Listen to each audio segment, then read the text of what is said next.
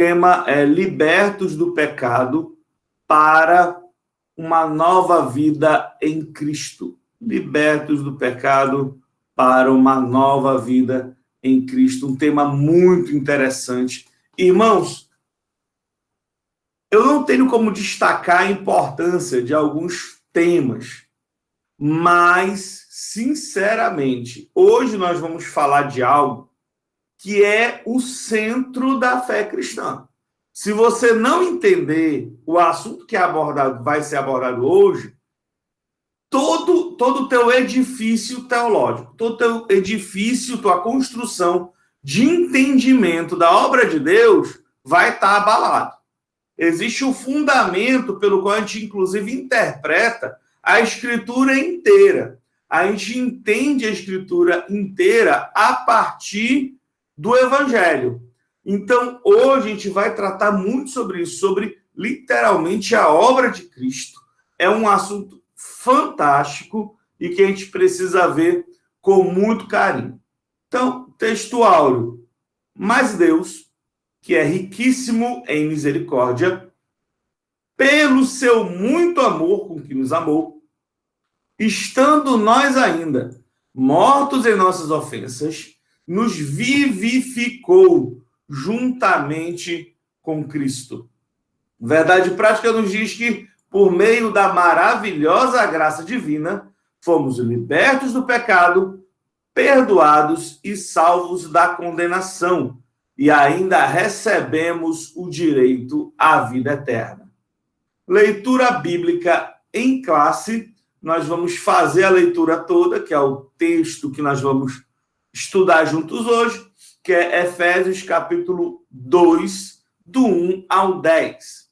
A palavra de Deus diz assim: E vos vivificou, estando vós mortos em ofensas e pecados, em que noutro tempo andaste segundo este mundo, segundo o príncipe das potestades do ar, do espírito que agora opera nos filhos da desobediência, entre os quais todos nós também antes andávamos nos desejos da nossa carne, fazendo a vontade da carne e dos pensamentos, e éramos por natureza filhos da ira, como os outros também. Mas Deus, que é riquíssimo em misericórdia, com seu muito amor nos amou, e estando nós ainda mortos em nossas ofensas, nos vivificou juntamente com Cristo. Pela graça sois salvos. E nos ressuscitou juntamente com ele, e nos fez assentar nos lugares celestiais em Cristo, para mostrar que nos séculos vindouros as abundantes riquezas da sua graça, pela sua benignidade para conosco em Cristo Jesus. Porque pela graça sois salvos, por meio da fé. Isso não vem de vós, é dom de Deus. Não vem das obras, para que ninguém se glorie. Porque somos feitura sua, criados em Cristo para boas obras, as quais Deus preparou para que andássemos nela. Aleluia. Irmãos, maravilhosa leitura. É um texto, repito, fundamental para o nosso entendimento espiritual, para entendermos a obra de Cristo em nós, para tudo aquilo que Cristo tem feito na nossa vida. Fundamental mesmo. Então, a gente vai indo devagarzinho, seguindo aqui a sequência da revista para ficar bem organizado no nosso entendimento. Então, seguindo aqui direitinho, como é que a gente vai... Deixa eu até apresentar isso antes. O que é que a gente vai estudar na lição de hoje? Basicamente, os 3 pontos vão ser bem pontuados, assim. Primeira ideia aqui é entender o estado do ser humano sem Cristo. Quem nós éramos antes de que Jesus nos salvasse.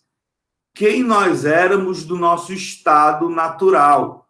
o homem natural, que Paulo vai falar lá em 1 Coríntios, é de uma forma muito clara, descrita em Efésios, e nós vamos ver no primeiro ponto. Depois vamos entender sobre o que é ser vivificado pela graça, ou seja, como esse poder de Deus vai atuar em nós, entender a relação, no ponto 3, entre salvação e obras. Irmãos, os 3 pontos são fundamentais. Se a gente não entender primeiro o nosso estado natural, nosso estado sem Deus, dificilmente a gente vai, de fato, compreender o tamanho da obra de Deus na nossa vida. Muitas pessoas não compreendem da onde Deus nos resgatou e, por causa disso, fica às vezes difícil de reconhecer o tamanho da obra de Deus em nós. Então, vamos tentar entender isso. Entender como o poder de Deus se atua, de fato, na nossa vida e fazer essa relação no ponto 3 entre salvação e as obras. Então, indo aqui de gavazinho, para dar tudo certo. A nossa antiga natureza, morta em ofensas e pecados. Observa aqui uma coisa. Quando fala da condição anterior, está falando da nossa condição anterior. Nós que somos crentes, todos nós estávamos na situação que é descrita por Paulo nesse texto. Irmãos, tenta entender aqui uma coisa. Eu compreendo que existem pessoas fora da igreja, fora de Cristo, que não estão em Cristo, que são pessoas boas, que são pessoas, né, aos nossos olhos, pessoas legais, pessoas com qualidades. Eu não estou tirando isso. Mas a gente precisa aprofundar o nosso entendimento em relação a isso. Existe um conceito que é importante para a gente entender, que é graça comum. A graça de Deus, ela é expressa, ela é derramada de uma forma geral. E, obviamente, isso vai afetar com que, aquilo que Tiago vai dizer, né, que toda boa obra, todo dom vem de Deus, vem dos pais das luzes. Não existe nada que seja bom que não venha de Deus. Só que isso não é uma graça suficiente para a salvação. O ponto aqui principal é, independente da pessoa, se é uma pessoa que tem uma vida realmente, aos nossos olhos, entregue em pecado, ou se é uma pessoa que tem uma vida, aos nossos olhos, ok, bacaninha, o fato é, tanto um quanto o outro está numa situação fora de Cristo, que a Bíblia vai chamar de mortos em ofensas e pecados. A morte espiritual é uma realidade desde que o homem pecou ainda lá no Éden. O que Deus alertou para Adão acerca do fruto é que se comesse do fruto, certamente morreríamos. Adão comeu do fruto e agora passou a 2 processos de morte. Primeiro processo de morte é a morte espiritual, esse desligamento, esse rompimento total com Deus. E o segundo processo é a própria degeneração física que nos leva à morte física. Então, a salvação, ela opera nesse sentido. Ela opera revertendo os efeitos da queda. Primeiro efeito da queda, morte espiritual. Então, o primeiro efeito da salvação, vivificação. Nós saímos do estado de mortos espirituais para o estado de vivos espiritualmente.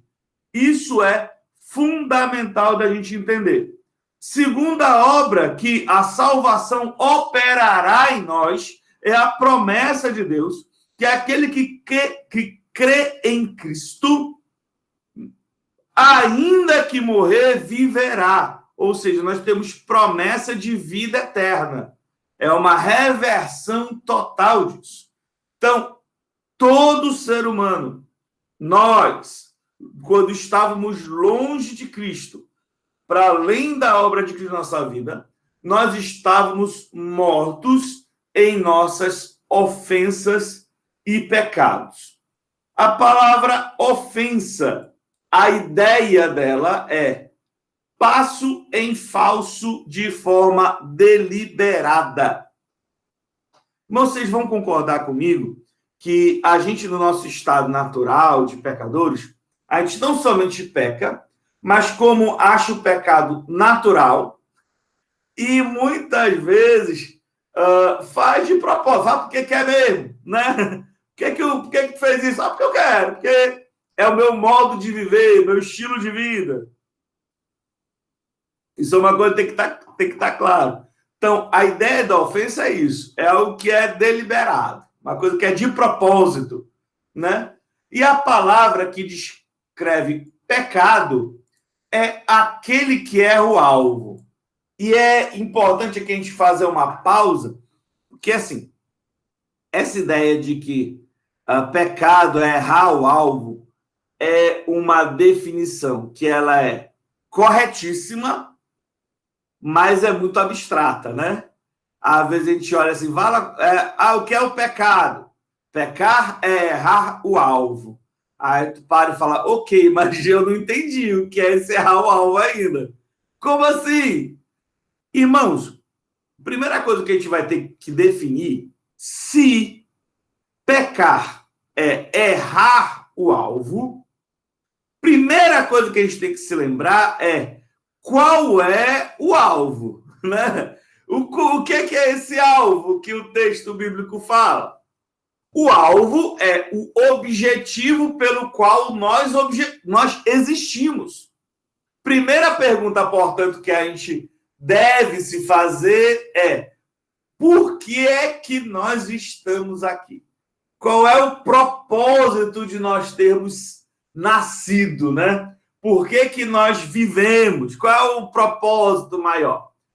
A tradição reformada vai explicar isso de um modo muito simples, muito rápido e muito fácil. O objetivo, o propósito de Deus em nos criar é para que o homem glorifique a Deus. Propósito, glorificar a Deus e gozá-lo para sempre. Aqui eu estou citando de cabeça uma declaração da Confissão de Westminster, que é um texto reformado, bem antigo, que sintetiza isso. Então, bora lá. Nós fomos feitos para a glória de Deus. Esse é o nosso propósito, esse é o nosso alvo.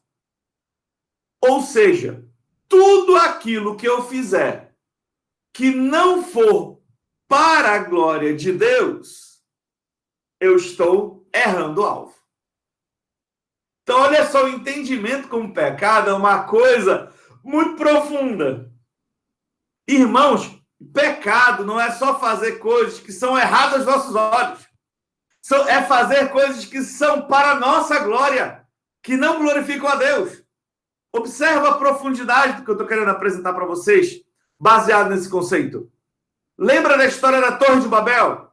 Construir uma torre muito bonita, muito grande, em si, não é errado. Hoje em dia nós temos grandes arranha-céus, né?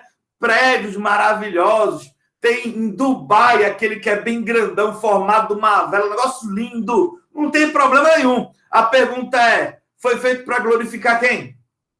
Se é de alguma forma direcionado para a glória de Deus, se de alguma forma o Criador está sendo exaltado através daquilo que ele compartilhou com os homens, com o poder criativo, com a engenhosidade, com o talento, se Deus está sendo glorificado com isso, maravilha. Se o homem está sendo glorificado, aqui existe um problema. Então, observa, nós, no nosso estado natural, mesmo a coisa que a gente faz boa, muitas vezes a gente faz para quê? Para a nossa própria glória. Para a gente querer ser valorizado de alguma maneira. Então, observa, isso é muito delicado. Então, uma excelente ponto, uma pedra de toque para você saber a realidade sobre as nossas atitudes é avalie seu coração, Veja se aquilo que você está fazendo é dedicado ao Senhor, ou se é dedicado a você, ou se é interesse próprio. Veja qual é o teu objetivo. E baseado nisso, você vai ter um direcionamento muito grande para ver se você está pecando ou não. Eu não quero me aprofundar muito, isso aqui é o ponto 1.1 da lição ainda. Mas vou fazer um último comentário. Eu comento muito em pregações sobre o perigo do orgulho espiritual. Da gente, uma vez que foi salvo em Cristo, a gente acabar sendo contaminado com o desejo de ser melhor do que o outro e de nos orgulharmos porque nós não somos como aquele publicano. Observa que o entendimento de amartia está sendo o mesmo. A pessoa, às vezes, é salva pela graça, é transformado sem mérito nenhum, mas depois que está limpo, bonitinho, né, com promessa de Deus na vida, começa a se achar melhor do que o outro e fica arrogante. E em vez de agir para a glória de Deus, começa a agir e viver para a sua própria glória. Ou seja, até o nosso serviço para Deus. Tá entendendo? Eu subi no púlpito para pregar. O povo se alegrou. Qual o perigo disso? É eu, ao invés de dar glória para Deus, entendendo que eu fui um mero canal para Deus, é eu parar e falar, rapaz, me garanto mesmo. Pense no cabra desenrolado que eu sou. Esse perigo acontece na nossa vida, irmãos. Observa, errar o alvo é não cumprir o propósito que nós fomos feitos, que é o propósito de glorificar a Deus e gozá-lo para sempre. Perfeito? Conceito é morte espiritual e moral. Isso também é muito profundo. Irmãos, nós, a parte de Cristo, até para termos um entendimento do que é bem e do que é mal, do que é bom e do que é ruim, é difícil. C.S. Lewis, ele fala no Cristianismo Puro e Simples, que a pessoa só consegue discernir a embriaguez quando ele está sóbrio. O que é que ele está explicando? Imagina o cabra que está bebinho lá, ó, bebinho.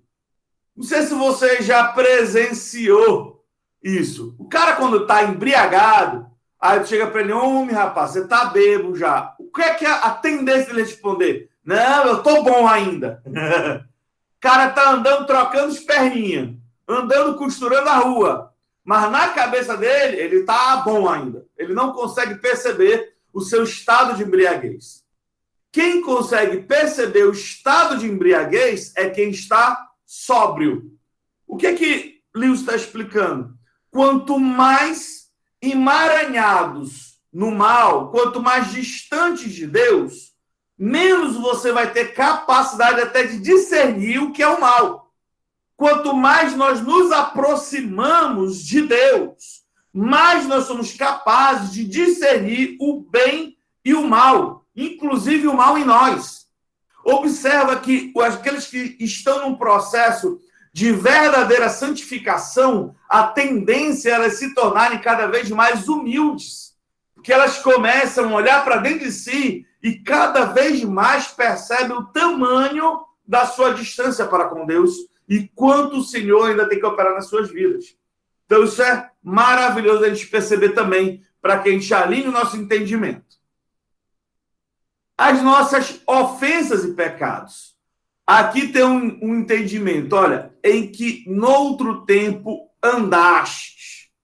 E aqui eu quero fazer uma pausa no comentário da revista, que tem um pastor, eu cito ele já algumas vezes, eu já preguei usando essa referência, pastor Alexandre Mendes, ele pregou isso numa conferência para jovens da Fiel. Ele vai explicar o conceito de andar no Velho Testamento. A palavra andar no Velho Testamento é uma palavrinha que se escreve, não sei a pronúncia correta, mas é como halak. H-A-L-A-K. Halak. Halak, no Velho Testamento, é andar. Fala, o que é que isso significa na prática? É o conceito. A palavra halak, ela apresenta-se em vários textos no Velho Testamento, mostrando que andar não é literalmente andar com duas perninhas, mas é assumir aquilo que você basicamente desenvolve a sua essência, a sua forma.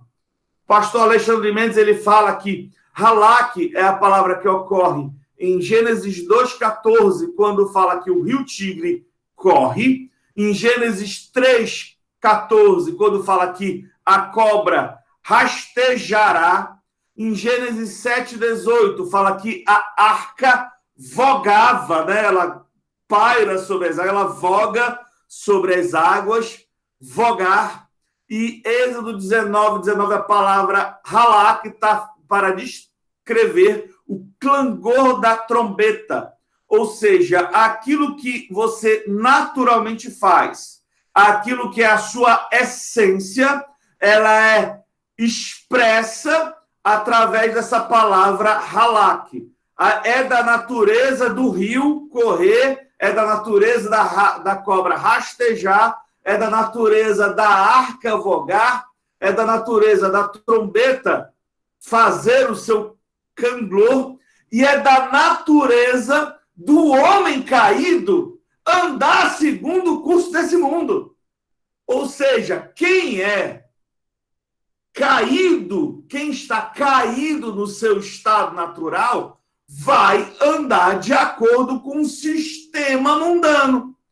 Qual o sistema mundano? Imoralidade, furto, mentira, etc.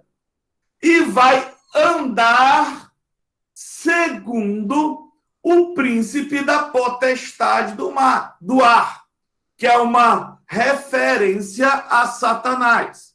Observa, qual é a natureza de uma pessoa sem Deus? Ela está entregue às suas paixões carnais, está dominada pelo sistema do mundo e está sendo levada por Satanás e pela sua influência maligna.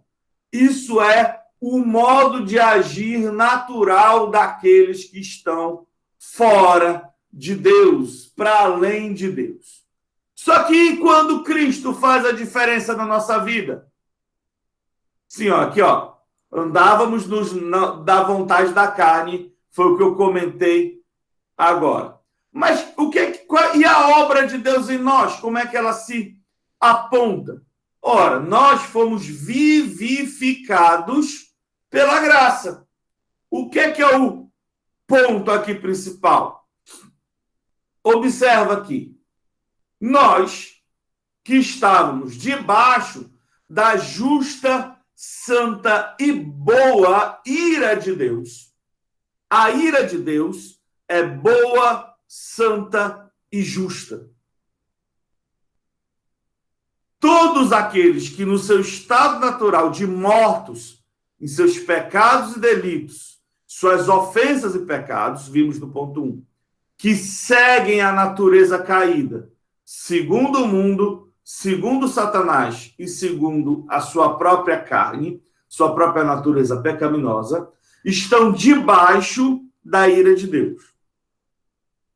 Irmãos, nesse momento, é bom a gente ressaltar o seguinte: se Deus levasse a cabo sobre nós a nossa condenação e nos levasse para uma eternidade de condenação no inferno, Deus estaria sendo santo, justo e bom. A expressão da ira de Deus é uma justa retribuição para nós que andamos no nosso caminho pecaminoso. Isso tem que ficar muito claro.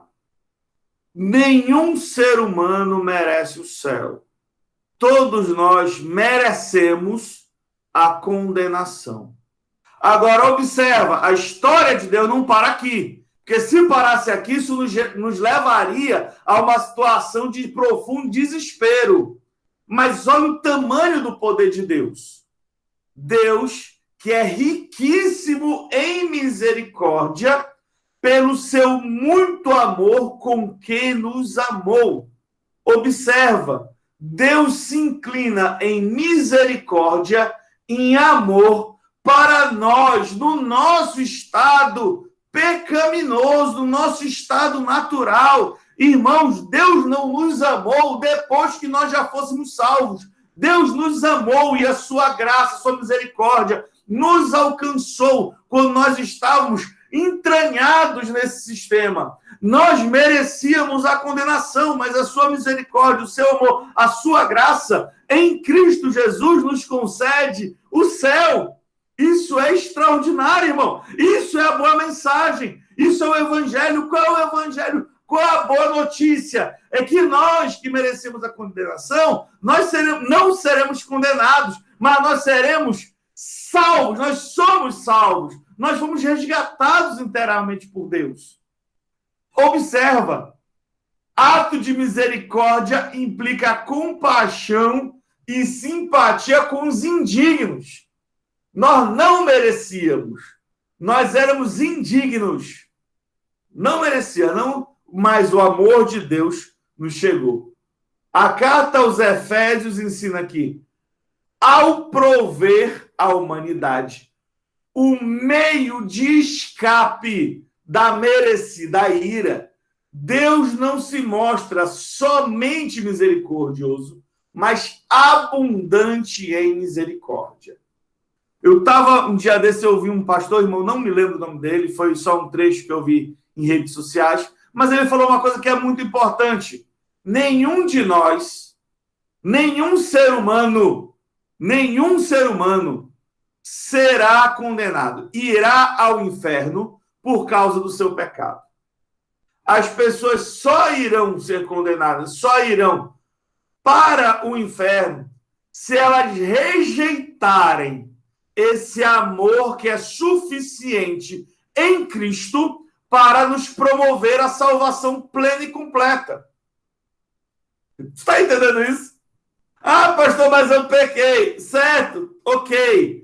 Vai, não peque mais, né? Arrepende-te, vai, não peque mais. Mas o pecado em si já foi pago em Cristo. Cabe a gente o quê? Pela fé que é derramada sobre a nossa vida, pelo amor de Deus na nossa vida, nos arrepender, permitir que Deus opere em nós, abrir a nossa vida para Ele, nos render a esse toque de amor. E a palavra é vivificado justamente por isso.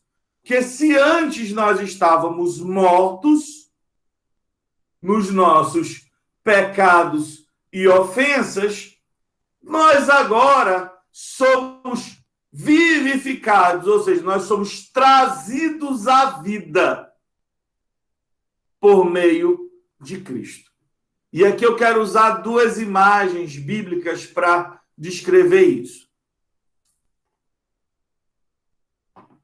João capítulo 11 conta a história de Lázaro, que estava morto no sepulcro.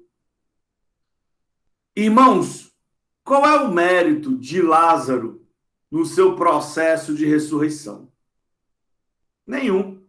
O Lázaro estava morto, já estava podre lá dentro. 4 dias depois estava com mau cheiro. Ele não teve mérito nenhum. O que aconteceu? A voz de Jesus chegou até ele. A palavra de Deus, a palavra que sai da boca de Deus, chegou até ele e lhes deu vida. A vida que há em Deus, em Cristo, enche aquele que está morto em seu pecado e delito e os traz à vida. Essa é a ideia. O que é novo nascimento? É isso. Aqueles que não haviam vida espiritual são gerados pelo Espírito Santo e nascem espiritualmente. Isso é algo sem tamanho. Fomos vivificados sem mérito algum, tudo efetivado por meio da graça de Deus. E essa graça é tão poderosa que, olha que promessa grandiosa, nos ressuscitou juntamente com ele. Ou seja, aquilo que Deus fez em nós foi nos trazer vida. Comecei falando, né? Reversão do pecado de Adão. Morte espiritual, promessa de vida eterna. Em Cristo, vida espiritual, promessa de vida eterna. E nos fez assentar nos lugares celestiais em Cristo Jesus. Na aula passada comentamos sobre isso, que o mesmo poder de Deus que ressuscitou a Cristo é o mesmo poder de Deus que atua na vida dos crentes e que nos fará sermos transformados e estarmos em Cristo nas mansões celestiais. Isso é extraordinário. Extraordinário. Agora, o que é que a gente tem que entender? No ponto 3, sobre que a salvação não vem das obras. Existe aqui uma relação que tem que ficar muito clara sempre na nossa mente. Qual é a relação? A gente tem que perceber que nós somos salvos pela graça por meio da fé. Pela graça. O que é que você faz para ser salvo? Nada. Pastor, o que é que eu preciso fazer para ser salvo? Nada. Você foi salvo por Jesus. Você, pela fé, abraça essa realidade espiritual. Você, pela fé, você crê. Só isso, você creu na obra que Cristo fez na sua vida. Você creu que Cristo da cruz do Calvário estava pagando o preço pelo seu pecado. Pronto. Pastor, o que mais eu preciso fazer para ser salvo? Nada. Eu vou repetir. Pastor, o que mais eu preciso fazer para ser salvo? Eu criei que Jesus me salvou. O que mais eu preciso fazer para ser salvo? Nada. Nada. Nada. Nada. Não precisa mais nada. A cruz é suficiente. Cristo é suficiente. Nós somos salvos pela cruz, pela obra de Cristo. Nós somos salvos por Cristo, através da fé, mediante a fé. Mas é Cristo que nos salvou e fim da história. Acabou. Não tem variação, não tem dúvida, não tem nada. Você não é salvo por nada que você possa fazer. Você é salvo por Cristo. Guarde isso forte no seu coração. Muito forte no seu coração. Aí, qual é o papel das obras, então, na minha vida? Quer dizer, então, que se eu fui salvo pela graça, eu não preciso fazer nada. Quer dizer, então, que eu posso continuar o meu modo de vida anterior, na época que eu era filho da desobediência. Eu posso continuar uma vida de pecado. Eu posso continuar andando segundo o mundo, Satanás, a minha carne, assim? Claro que não. Porque a obra aqui não é algo que você vai fazer com a finalidade de ser salvo, porque você já foi salvo. Agora, se você foi salvo, se o evangelho tocou em você, se você creu no evangelho, o que é que acontece? Na hora que o Espírito Santo toca em você e te transforma. Ora, é um novo nascimento, querido. Se é um novo nascimento, significa dizer, basicamente, que você não é mais refém da sua natureza pecaminosa. Cristo te libertou. Você não anda mais de acordo com o sistema do mundo. Você vai experienciar o sistema de Deus, a cultura do reino de Deus. Você vai vivenciar o que vem do Senhor. Isso que é muito importante ter muito claro. Então, na realidade, Quando nós somos salvos, o poder de Deus nos liberta da escravidão do pecado e nos dá condição de ter uma vida que glorifica a Deus. Irmão, você se lembra lá, conceito de pecado? Não pode errar o alvo. Qual é o alvo? Glória de Deus. Ora, se eu sou salvo, irmão, se tu entendeu a cruz, se tu entendeu que, irmão, eu não vou falar de ti não, viu? Porque para tu não se ofender. Alci, eu que não valia um cibazol vencido. O meu Cristo, que vale tudo, de valor imensurável, o próprio Deus, ele decidiu vir à terra como homem, vir se esvaziar da sua glória, como Paulo vai dizer aos Filipenses. Vir como homem, morrer na cruz, para poder me salvar, por amor a mim, que não vale um cibazol vencido. Irmão, como é que eu ainda vou ter um modo de vida que se alegra em pecar? Se você entende o evangelho, se o evangelho entrou pela tua cabeça e desceu para o teu coração, se você quer, o teu coração pulsa para você ter uma vida que glorifica a Deus, irmãos. Tu tá entendendo? A minha vida deixa de ser minha e a minha vida passa a ser de Cristo. Eu falo, Senhor, a minha vida é tua para que a sua glória se estabeleça também nela. Eu preciso viver para a glória dele. Isso tem que estar muito, muito claro no nosso coração. Muito, muito claro no nosso coração. As obras, as boas obras que nós fazemos, é uma expressão, é uma evidência de que nós entendemos o Evangelho e que o Evangelho nos transformou. Essa que é a realidade. Porque olha só, bora aqui. A palavra graça, isso aqui a gente sabe já decorado, significa favor imerecido.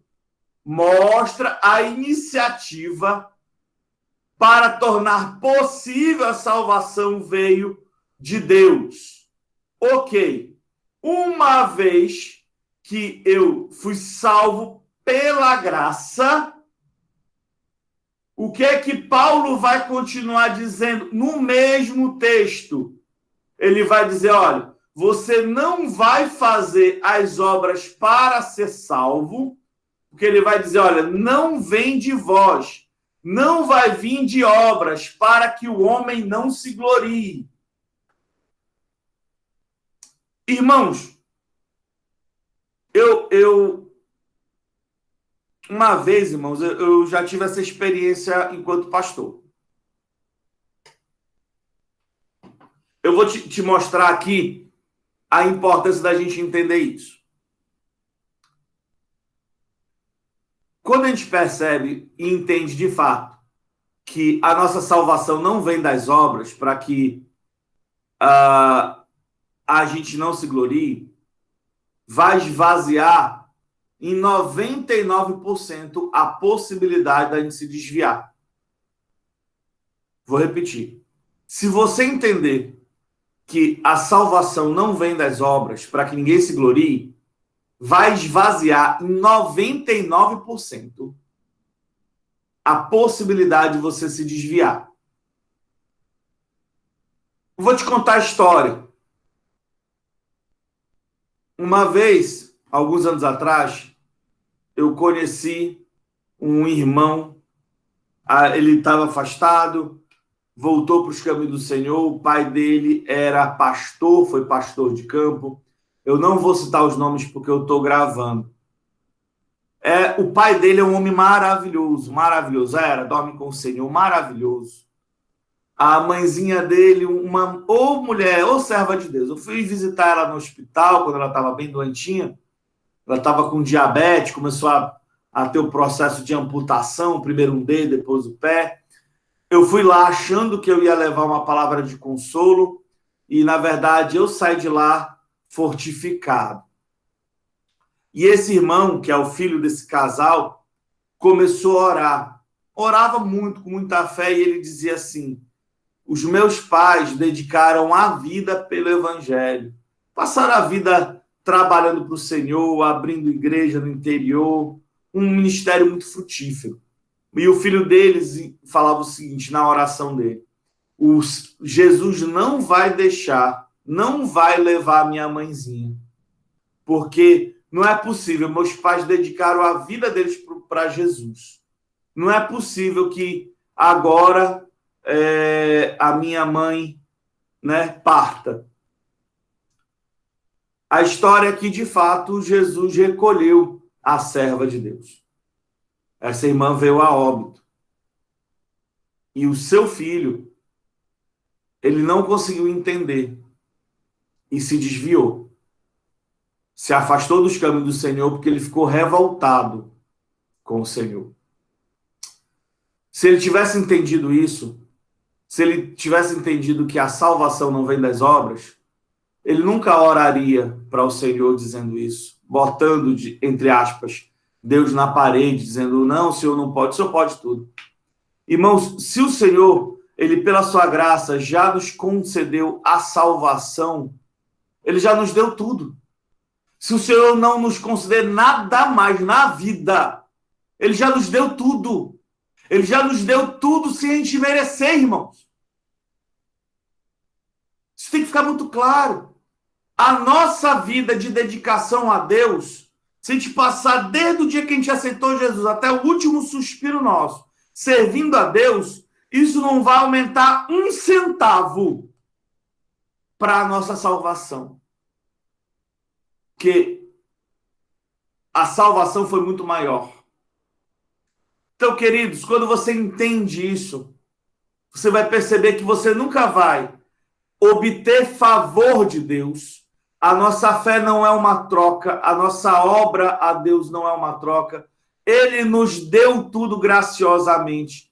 E a beleza de Deus é isso, como ele, né? Ele é superabundante em misericórdia, mesmo a gente sem merecer. Ele já nos dando a salvação, ele continua nos abençoando. Ele continua nos dando saúde, cuidando da nossa família, nos prosperando em tudo. Irmãos, isso tudo é obra da graça. A gente não tem mérito nenhum por isso. Nenhum. Então, irmão, você tipo, pastor, mas eu sou dizimista fiel. Ok, show. E aí? Não é nada comparado ao que Jesus já fez por você. Aliás, se você não fosse dizimista, se você desse todo mês 100% do teu ganho, ainda não era nada, porque o Deus é o Deus dono da prata. Deus não precisa dos 10%. Na verdade, ele nos permite que a gente glorifique a ele em tudo, inclusive através da nossa fazenda, quando a gente aprende a honrar a Deus, sendo dizimista fiel e ofertante generoso. Tudo é por ele, tudo é para a glória dele. Ok, mas, observa, eu preciso, então, entender a continuação do texto. Ele vai falar o seguinte, que nós somos feitura sua, criados em Cristo para boas obras. Irmão, é o mesmo versículo, mesmo texto. No versículo 9, ele vai falar que a salvação não vem de obras para que ninguém se glorie. No verso 10, ele vai dizer, olha, mas nós somos feituras para boas obras. Cristo nos fez para boas obras.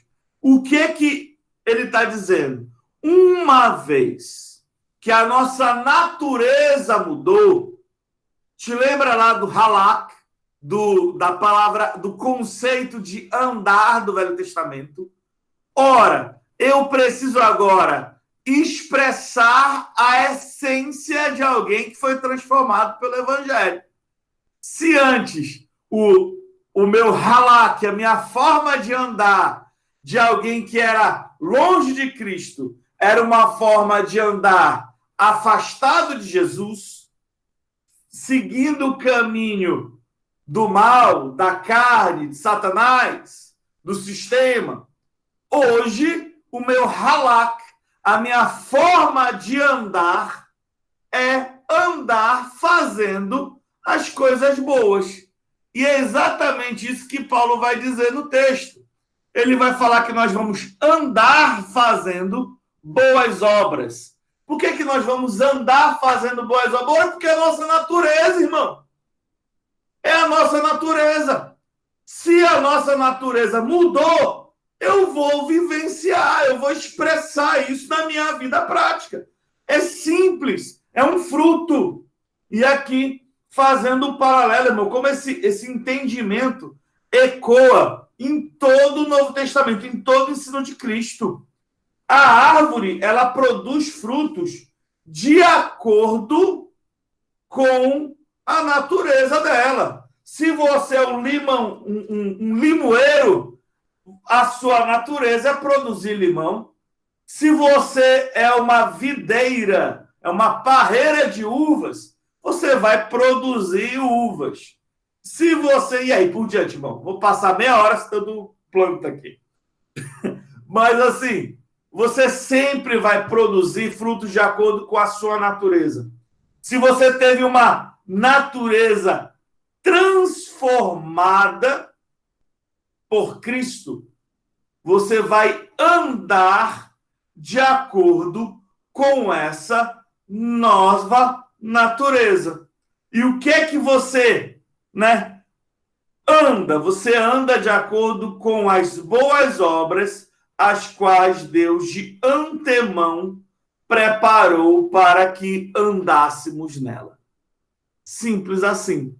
Ou seja, boas obras são a evidência de que a salvação entrou na sua vida. Irmão, se você diz que é crente, mas não tem nenhuma evidência de salvação na sua vida, me perdoe a sinceridade, mas você está completamente enganado. Você está se enganando. Você pode ter carteira de crente, carteirinha de membro, você pode ser o que for, mas se a sua vida não tem evidências de salvação, me perdoe, você precisa aceitar Jesus de novo. Porque, irmão, você não nasceu de novo. Se você não nasceu de novo, você não tem parte com Deus. A evidência de salvação não é só falar que, eu criei, eu levantei a mão, o pastor orou para mim, pronto. Não, isso não é evidência de salvação. A evidência de salvação é novo nascimento. É novo nascimento. Se antes eu produzia frutos amargos, agora eu produzo frutos doces. Se antes eu só produzia cardos e espinhos, agora eu produzo frutos para a glória de Deus. Isso que é a transformação que vem do Evangelho. Irmão, te falo uma coisa, é natural. É natural. Você convivendo com um crente, você percebe que ele tem algo diferente no seu modo de ser, no seu modo de pensar, no seu modo de agir, nos seus sentimentos. Você percebe facilmente indícios de correção. Por isso, irmãos, estou finalizando aqui, é por isso que é fundamental a gente sempre viver em comunhão. Por que a gente não pode ser crente sozinho? Porque a gente sozinho, a gente não vai ser corrigido pelos irmãos. Eu sozinho, quem é que vai me corrigir? Falar, pastor, naquele dia o senhor agiu errado. E quer dizer que tu pode ser corrigido pelos irmãos? Claro, irmãos, claro. Eu posso e preciso ser corrigido pela palavra de Deus, pelo Espírito Santo e ademoestado pelos irmãos se eu fizer algo errado, irmão. Eu não estou acima de ninguém, não. Eu sou um servo de Deus como outro qualquer, que precisa da correção do Senhor e da disciplina do Senhor. E eu só vou obter isso convivendo em comunidade com meus irmãos. Vivendo em comunidade com meus irmãos, aprendendo e nos edificando mutuamente. Por isso que não existe crente sozinho. O crente sozinho, ele está num auto-engano, irmão. Você precisa ser corrigido pelos seus irmãos. E assim como o texto de Provérbios vai dizer, é ferro afiando ferro. Nós somos amolados no processo de relacionamentos verdadeiros e intensos na comunidade dos santos. Eu aprendo a ser crente com crentes, irmãos. Eu olho e vejo os crentes agindo, eu falo, meu Deus do céu, como eu estou longe ainda. Tem vários irmãos, que são referência na minha vida, vários e vários irmãos. E eu não estou falando só de pastor, não. Estou falando de irmão, que eu olho e falo, Jesus, amado, que pessoa extraordinária em Deus. Que pessoa que foi exaltada pela glória de Deus e que frutifica para a glória de Deus. Está entendendo? E assim eu aprendo a ser crente. E um com o outro, a gente vai se edificando mutuamente. O nosso fruto é provado pelos outros. Eu não posso provar o meu próprio fruto e dizer que é doce. Quem vai provar o meu fruto são os outros.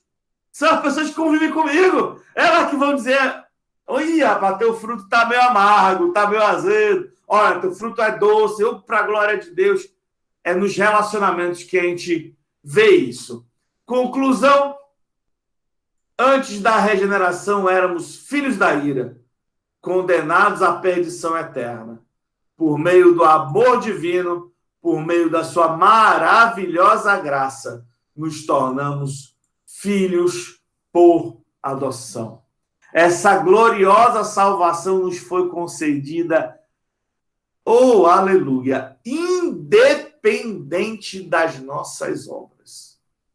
A partir da salvação, passamos a praticar boas obras que glorificam ao nosso Deus e Pai.